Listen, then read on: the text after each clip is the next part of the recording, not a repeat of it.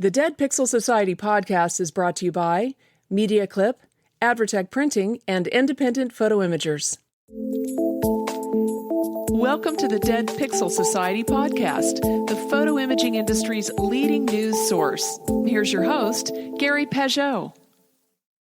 Hello again, and welcome to the Dead Pixel Society podcast. I'm your host, Gary Peugeot, and today we're joined by Joel Miller, who's a business coach, advisor, marketing expert, and a recent transplant to my own home state of Michigan.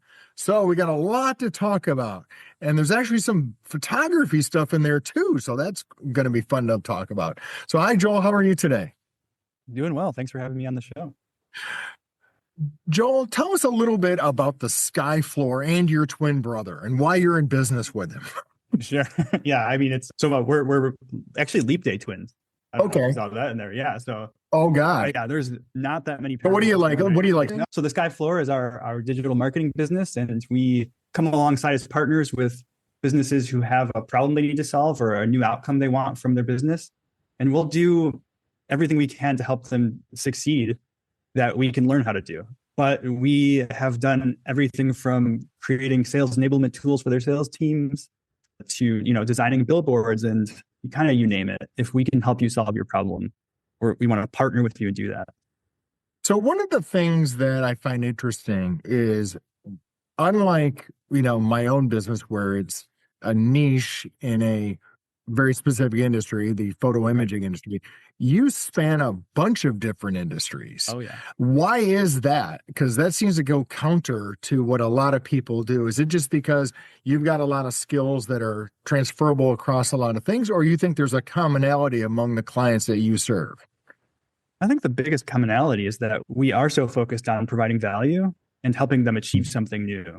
And it's not just about a transactional outcome. So I think that's probably it. I mean, I of course read a lot of business books and know I'm supposed to niche down, and we end up working with all these people from, the plumbers. We've worked with a Fortune 500 company. We work with a tutoring company. You can basically, you name it, over the last 17 years, we've done it. So the question is, though, is it because you're able to apply your techniques across different businesses, or do you have to do some customization?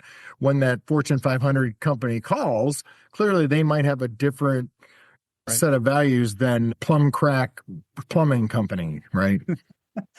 No, they do. And yeah, we are able to transfer some of those skills, but really I think it's because we're lifelong learners who are curious. So, and that's what makes it exciting to me. Like, I think I'd get bored to death if I just did the same kind of work over and over again for the same kinds of people. I love learning about a new business that I don't know anything about, asking questions. How does this work? How do the mechanics work? I want to know, like, I'm part of your team, and then we can get to where you want to go. So one of the things I think you probably learn from asking those questions is maybe some of these business owners may not even understand their own business. That's right. You discovered that? Oh yeah. Several times we've been brought in to kind of be the savior of the situation. We need digital marketing help. A lot of times this is like a legacy business that's done a different way. And they think digital is free almost, right? It's going to be cheap or almost free. And so they come to us, and as we talk with them and learn what's going on, we realize, they didn't know their business model. They had no idea how they got successful. It was an accident. Right. Yeah. And if you don't know how you become successful, then you don't know which levers and knobs you're pushing and pulling or changing things. You can't you don't have a hypothesis that you tested. And so we often have to come in and do a little like business coaching. I call it Joel Miller Business School, actually, when that happens, because it'll a lot of times just come up on a call accidentally. And I'm like, oh, you fundamentally changed how your business makes money, didn't realize it, and now you're struggling. So now that we can realize this together, how do we can move forward, because we actually understand. Can you go back to making money, perhaps? Sometimes, right? Try. That thing that you gave up that you didn't realize was the key. Yeah. Maybe it's not dead yet. I mean, or maybe you use it for a little lot longer so that we can transition to something else. But you have to know. Because one of the things I find with businesses that I encounter is they're usually really got one thing. Right. That is like their identifying characteristic, where there's core competency or whatever. And it may not even be related to the thing that they're best known for, right? So like, for example, the example I always use is Walmart. Walmart's re- product or service, or the reason people go there, is low prices, but really what they're really good at is efficiency. And if they weren't efficient, they couldn't offer the low prices. And a lot of businesses, I think, if it's a restaurant, maybe it's really community. It's not necessarily how great their food is or something like that. Oh yeah. With the example that always comes to mind for me with the not knowing your business model, it kind of is related to that. This author that we worked with who had one of the best selling parenting books, I think it's of all time, used to do a lot of TV appearances all the time. And then decided, well, it's be easier not to do that because I have to travel. And we can surely replace it with digital marketing because it's going to be right. And then, of course, that didn't exactly pan out in the TV appearances. But what they were known for is the personality, right? Like, yeah, you have the book, but people are relying on who you are and buying into that. And they're getting that from the TV appearance. They don't get that from an ad on Google. And so, again, fundamentally misunderstanding why you're successful is not a good recipe. So one of the things that you really talk about is value, right? How to sell value, how to determine what your value is. In the photo imaging industry, I think, sometimes we struggle with that as an industry, because what we really do in a lot of cases is provide the means for people to capture their valuable memories and preserve those and share those and pass those along to generations. But we want to provide it in the absolutely cheapest way at the cheapest price. Right. And I think that's one of those things that's a generational thing. What would be your advice to someone who let's say, for example, it were a local photo printer up there in northern Michigan, and they've been around for a couple years or a few decades, and really they've sort of fallen into that price trap. I think the key thing to value is positioning. So you have to understand how are you positioning yourself to the clients you want, and you're only going to get into that race to the bottom price-wise if you really have no competitive advantage. And so that might look different. It's kind of hard to maybe with photo printing to imagine what my competitive advantage could be. But maybe, I don't know, I could think of a few things off the top of my head. Like you come alongside the photographers that come in to get their photos printed, and you offer them resources that help them get better at their craft. People know that's what you stand for. And it's that reason, because we buy from people. We don't just buy on price. We buy when we think something is extra valuable. And so we could brainstorm tons of ways, but that's, you have to find something that makes it so that there's a little bit more than when they just go for the cheapest person. Stay with us. We'll be right back. Photo retailers, energize your sales with ShareMe Chat, the proven texting platform. Using chat to text on your website keeps your customers connected and buying. See us at Pro and IPI to find out why dealers using ShareMe Chat close more sales without adding staff. Find out more at shareme.chat. Because obviously, price is obviously important. You can't go from charging 39 cents for a print to $2.59 and expect, there'll be no resistance to that. But I think there is a lot more flexibility, because I don't think people really understand. Consumers don't really understand what things cost, or what they'll do is they'll convince themselves it's okay to pay more. Like with DoorDash, I'm going to buy this $5 Big Mac, but I'm going to pay $3 to have it delivered to my door, which is crazy. But people will do that. Yeah, it immediately makes me think that could be another for a local print shop. If you can forge some relationships with some photographers in the area, offer them, again, something like package it all together. But what if you could give them a subscription and say, hey, look, you get this amount of prints, plus you get access to the community. You're going to be in with all these other photographers. We'll connect you also to some event, whatever, add something in, do something unique, something different that maybe isn't done. All of a sudden that cost, it gets more intangible, because it's not just I'm buying a 49-cent print versus a 39-cent print. I'm buying these things that come with status, with something else that I can't quite put my finger on. Yeah. If it's intangible, Now, incidentally, just coincidentally, you have some experience in the wedding photography business. Was that something where you learned some of this stuff and were able to apply it? Can you talk a little bit about that? My wife and I ran Kate Miller Photography, that's her name, in Chicagoland for about 6 years. And we learned a couple of good lessons about pricing. I think one thing that comes to mind immediately is that from the first season to the second season, we doubled our prices or more than doubled them, and leads just dried up all of a sudden. And so we learned pretty fast, like, oh, there's like a little bit of a ladder we probably have to climb. Right. Like we can't just go. You can't go from first floor to 10th floor in one season. And so we didn't go back to where we were, but we priced it maybe half kind of in between those two things. And leads started coming in again. But then by the end of it, we were, charging 4 times as much as that original increased price. And so, and that was all within the span of 5 or 6 years. So I think like how the lesson for us was we had to get in front of the right people, find the right audience, and they had to talk to each other. Right. Also, we had to hone our skills and be able to say, here's why you want us at your event. Here's what, because you could, and we would tell people this, you can find 50 other people in a big area like Chicago who can take excellent photos of you. But here's some of the differentiators about who we are that you may want us around you all day. And then they have to love your style, but yeah.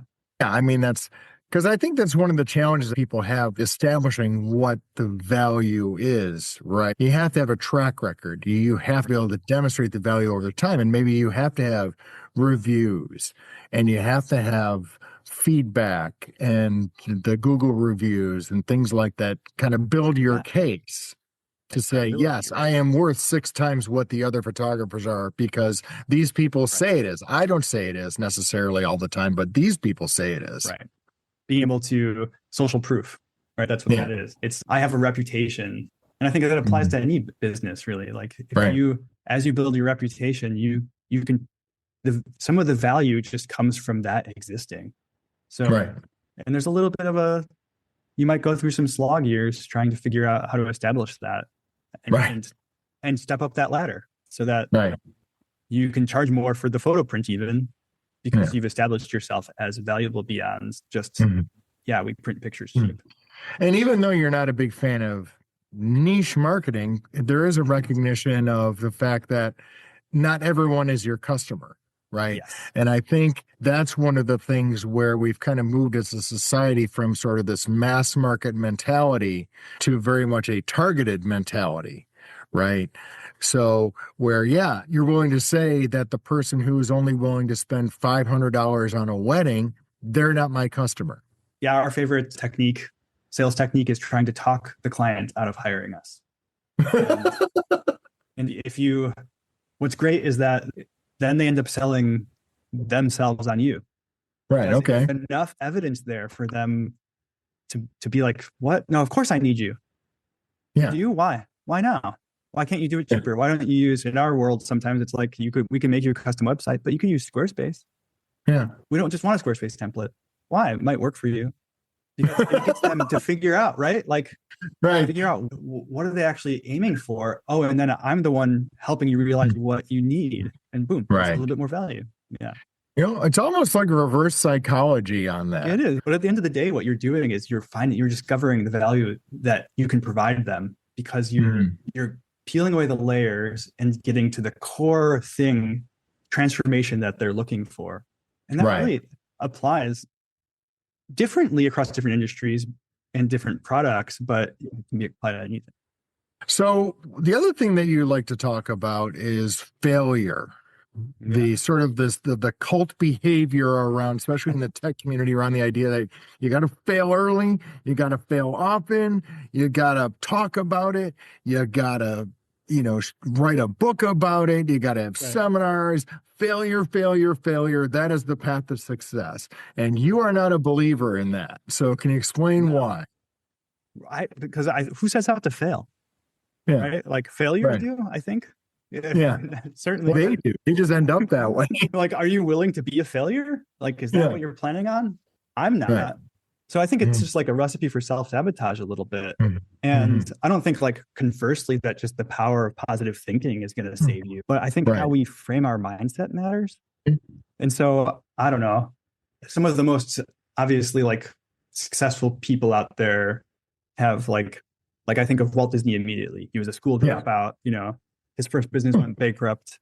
But setbacks turn into success when we can learn from them. So I always like to say that I think instead of fail, this is not as pithy, but instead of fail early, fail often, we should think of it this way. We should seize our opportunities, learn from the setbacks, know when to move on and try again.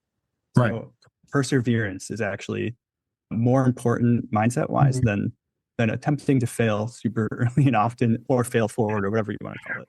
Well, some of the things though is just, I think the concept is you should learn from failures and not be making repeated mistakes. Right.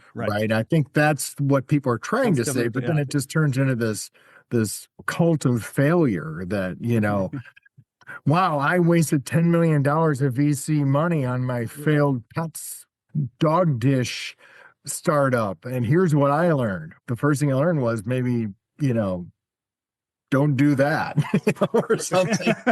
And I think we should obviously, let's wear our lessons as a badge of honor, not the failures.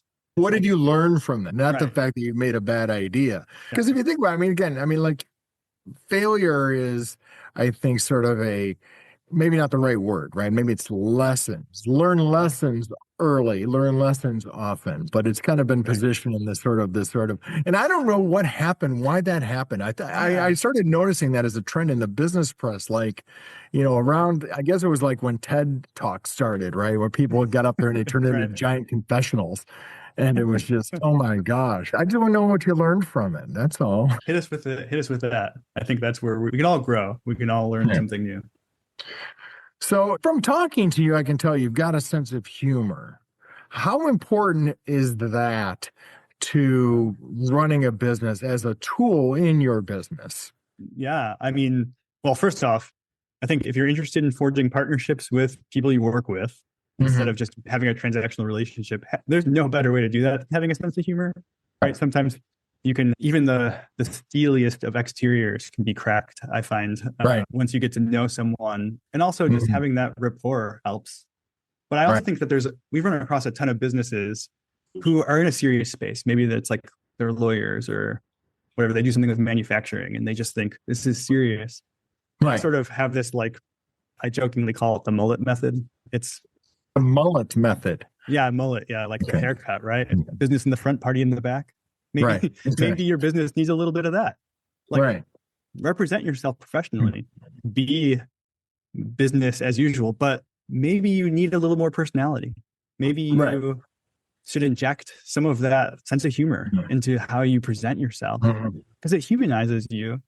It is interesting though, because there is almost, again, maybe I read too many business books and things, but there's almost too much party in the front in some cases. Well, that's what, no, you're exactly right. That's, and I think that's why I actually like the analogy, because there's some people they need a little haircut in the front. This place is ridiculous. You know, like, what is going on? Like, I want to be able to, like, know we're in business together. So I think it has to be ordered. Yeah. No, exactly. They need an injection of personality. Other people, maybe it's not a joke.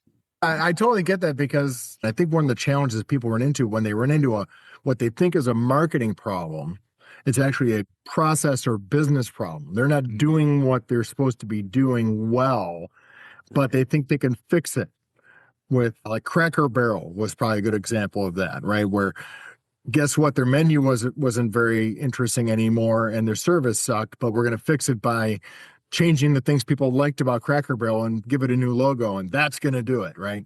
And so do you encounter a lot of that and with your people who reach out to you saying, hey, I'm Bobby McButtcrack and I'm got a plumbing business and I can't get any people.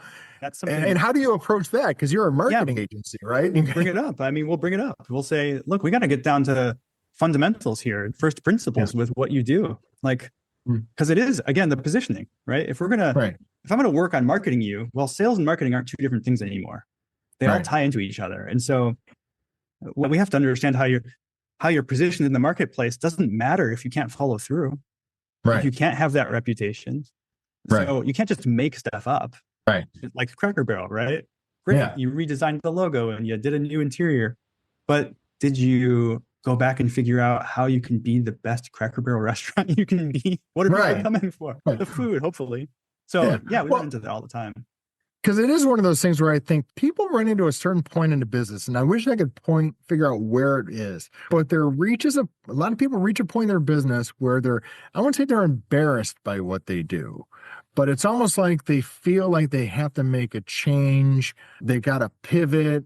And, maybe they do, maybe they have to, but maybe it's just the fact they're getting bored or they're just, you don't realize that maybe their business has run into a certain stage in its life cycle. Right. So that's when they pivot and they go, oh my gosh, we need a new logo. We need a new slogan. We need to hire somebody to be on our TV ads to jazz them up or whatever. What do you think about that as a problem? Oh, it is one. I mean, we frequently tell our clients, let's not just change something for change's sake. Let's know, again, why are we doing this? We got to know. Let's drill into this. Because so many people are like, we need a new website because it's time. Okay. That's fine for me. I'll charge you for it, but is it going to serve a new purpose for you? Or what's this one not doing for you? There's real answers to that question, but don't do it just because it's the next thing you're supposed to do. Yeah. Or you've got someone on your staff who's just bored and they want to make a change. Which is usually what happens. I've run into several small businesses where the business is humming along, but then you got a staff member who wants to make a name for themselves or do something. And they say, well, why aren't we doing this? And why aren't we doing that? And it's, because that's maybe not our business. Oh, yeah. I mean, a decision by committee can be kind of a painful thing sometimes. Yeah. Not everyone has. Which is kind of interesting because that is sort of a trend, this sort of management style where everyone has feedback, everyone has input, and that can be good. It can also be bad. Yes. It can lead to distractions. Maybe that's the tactful way to put it. Where, again, you start heading in directions that aren't actually serving who your business is and who you're trying to serve. It's a side project for someone. Yeah. Because sometimes I think bosses or leaders or general managers don't necessarily want to have to make decisions. That's true. I mean, if the buck stops with you, and it's like, well, the group decided that we were going to do this, and then you get to that failure thing we were talking about. Which is, maybe trust your instinct and not outsource your gut feeling. Someone has to be in charge at the end of the day. I'm pretty confident of that. So we've talked about process. We've talked about marketing. Is there anything about customer relations that you're seeing that small businesses in general should be paying more attention to now? Because it seems like there's a lot more distractions, a lot more ways to reach customers. But like you said, that's where kind of the gold is building relationships with customers. Yeah, I think it's one, being upfront about how you can actually be reached, right? Don't make it opaque. These people who have no contact information available, you have no idea who to reach the people you're working with. I mean, I think instantly, like tying it back to, I'm thinking of a print shop, a local print shop, because we've talked about that. Like if no one can get in touch with someone at your store, that's going to be probably bad for you. so make it easy and accessible. I would say that responding quickly, I mean, that's always been the case, but it's so huge. And then don't rely only on AI, maybe not at all. I don't know. Maybe have it be the very obvious first step, but it should be the easiest thing to off-ramp from. I was talking to somebody in the industry who's very, very smart in what they do. And we were talking about the use of AI in business, specifically the cloud co-work thing and what it can do. And he said, I think it's great for taking care of menial tasks so you can spend more time on relationships with people. He says, that's what I need my human spending time on. not answering emails and writing proposals and doing drafts of things. So I think that's a great idea. I mean, that's a great approach, probably the proper use of AI. Do the things that people can do well, but it's repetitive or energy draining, or really a computer is great because it's good at remembering different things and it gets some of those details right, but it's never going to have we wouldn't be having this conversation if we were both computers, or one of us was. It wouldn't be the same. And so I don't want to talk to a computer at the end of the day. I was on Adorama customer support the other day, speaking of some adjacent businesses, and I couldn't get out of the AI loop because it was interesting. I'm pretty sure that's where it was. Eventually I got on email, but that's just the worst. Oh, it's awful. I mean, talking to my bank is abysmal, right? Because I always had an issue with one of my bank accounts, and it was my business account. So that was a whole nother number and a whole nother phone tree. And I just couldn't ask a question. How do I deal with this issue? And I literally said to the voice prompt thing on the phone, I need to talk to a human. That's literally what I said, because I'm done with this. Because it kept repeating. Zero. It's like, I know that. You don't need to tell me that. I need to talk to a human being. Oh, yeah. I mean, a knowledge-based answer is great, but when it doesn't answer your actual question, I need to talk to a person. My time, by providing me for information, I can easily find elsewhere, right? Yeah, exactly. So have humans do what humans do best. Yes. Yep. So listen, Joel, how can people find out more about what you and your Leap Day identical brother, Alan, do? Where can people go for more information? Yeah, they can visit us at theskyfloor.com. And there we have a little bit about us, who we are, who we serve. So it's a great place to sort of read some new marketing, business thinking, whatever we're kind of interested in. Awesome. Well, thank you much. It's great to meet you. Best wishes. Welcome to Michigan. And have a great day. Yeah, you too. Thanks, Mia. Thank you for listening to the Dead Pixel Society podcast.